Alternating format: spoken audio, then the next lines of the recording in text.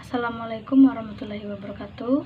Perkenalkan, nama saya Zulmia Putri, NIM 20233104 dari Prodi D3 Manajemen Pajak. Kali ini saya akan mempresentasikan hasil resume saya minggu ke-12 tugas komunikasi perpajakan. Materinya yaitu surat menyurat dalam perpajakan di era digital 4.0. Yang pertama, definisi surat menyurat dalam perpajakan. Surat secara umum ialah alat komunikasi yang digunakan untuk memberikan informasi atau pernyataan secara tertulis kepada pihak lain, baik atas nama pribadi ataupun karena kedinasan. Surat juga disebut sebagai sarana yang digunakan untuk menyampaikan informasi tertulis dari suatu pihak kepada pihak yang lain. Surat menyurat ialah aktivitas pengelolaan surat yang masuk dan keluar yang melingkupi penerimaan, pergolongan, pencatatan, pendistribusian, dan pengiriman surat keluar. Surat menyurat juga disebut sebagai aktivitas yang digunakan untuk melakukan hubungan atau komunikasi antara suatu pihak dengan pihak lain dengan cara saling mengirim surat. Surat menyurat dalam perpajakan ialah kegiatan pengelolaan surat pajak yang masuk dan keluar yang melingkupi penerimaan surat dan pajak, pergolongan surat pajak, pencatatan surat perpajakan, pendistribusian, dan pengiriman surat keluar dalam perpajakan.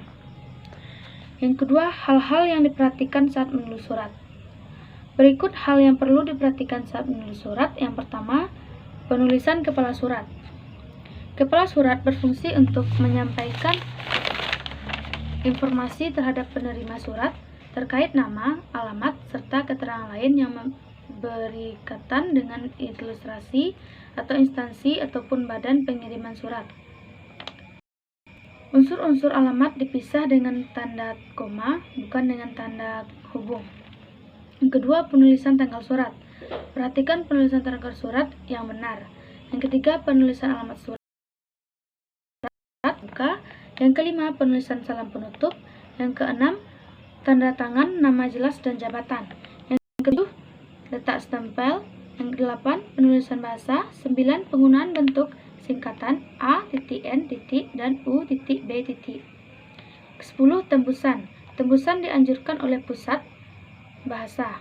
11, inisial. Inisial ini juga disebut sebagai sandi. Merupakan kode pengenalan yang berbentuk singkatan, nama pengonsep, dan singkatan nama pengetik surat. Yang ketiga, unsur-unsur dalam surat. Dalam penulisan surat terdapat beberapa yang melengkapinya. Yang pertama, surat pribadi. Dalam penulisan surat pribadi terdapat hal-hal yang perlu diperhatikan seperti tata etika atau sopan santun, terutama menulis pada orang yang lebih dewasa atau orang yang baru kita kenal. Berikut ini unsur-unsur yang terdapat dalam surat pribadi. Yang pertama, tanggal surat. Yang kedua, alamat surat. Yang ketiga, pembuka surat. Yang keempat, pendahuluan.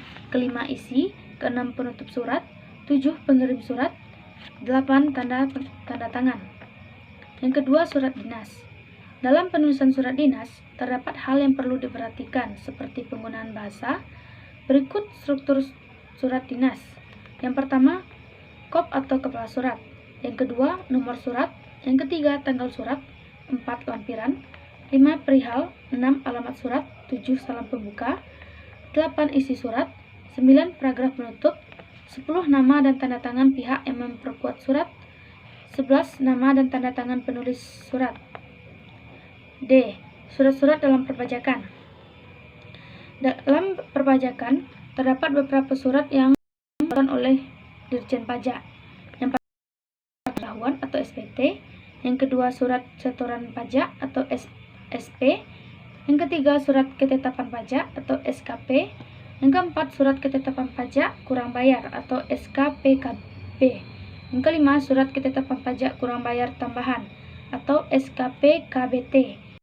Yang surat ketetapan pajak lebih bayar atau SKPLB. Dan yang ketujuh, surat ketetapan pajak nihil atau disebut juga dengan SKPN. Yang kelima, fungsi surat dalam perpajakan. Yang pertama, sebagai metode melaporkan dan menghitung pajak aktual, terutang, dan melaporkan terutang pembayaran dan pelunasan pajak. Yang kedua, surat ialah alat komunikasi untuk menyampaikan informasi.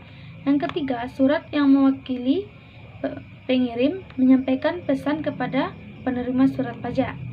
Yang keempat, surat berfungsi sebagai sumber data pajak dan dapat digunakan sebagai pedoman atau informasi untuk tindak lanjut. Yang kelima, surat berfungsi sebagai alat bukti pajak karena berbentuk tertulis. Baiklah, hanya itu yang dapat saya sampaikan. Assalamualaikum warahmatullahi wabarakatuh.